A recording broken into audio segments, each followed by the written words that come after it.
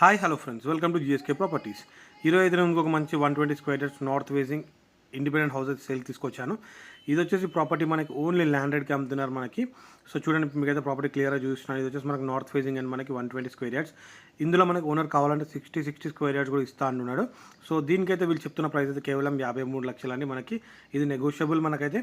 So చూడండి, మీకు clear చూసిన ఇది వచ్చి మనకి 60 స్క్వేర్ యార్డ్స్లో ఉన్న హౌస్ ఇది.